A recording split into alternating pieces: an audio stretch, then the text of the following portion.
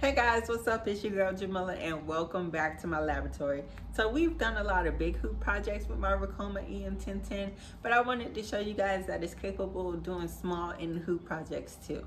I'll have everything you need in the description box below. If you like the video, you learned something new, make sure you give the video a thumbs up, share with your friends, and subscribe to my channel. Alright guys, to begin the project, we're going to go ahead and hoop our stabilizer, and that will be the only thing we'll be hooping in this project, okay?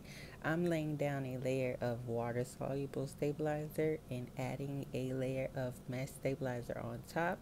Really, the only reason why I'm using both is because I purchased these pre-cut mesh stabilizer sheets thinking it would be a good idea, and it is not a good idea, at least not for this project.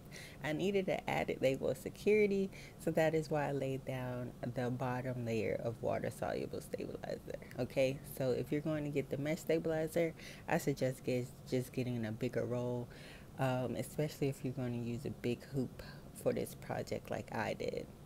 So once I have my stabilizer hooked onto the machine, I'm just going to lay down my batting and smooth it out, and I'm going to go ahead and push start and lay down my placement stitch.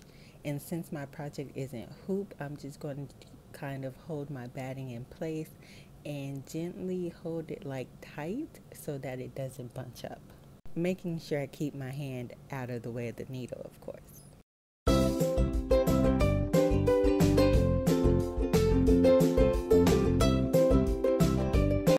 So once our placement stitch is down, we'll just go ahead and grab our fabric and lay it on top.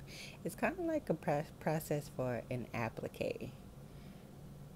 So once I have my fabric down, I'm just going to make sure my design is within those lines. And I actually subbed this image onto a piece of fabric myself.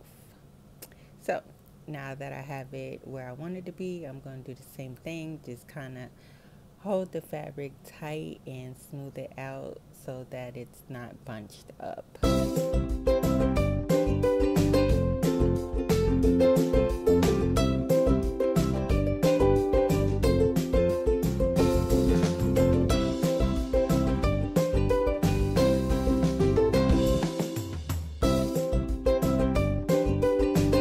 Once everything is stitched out, we'll just take our applique scissors and cut off the extra batting and fabric, getting as close as possible to your stitches without actually snipping your stitches, because I actually snipped my stitches. I realized if I would have just taken the hoop down and cut away, it would have been a lot easier for me.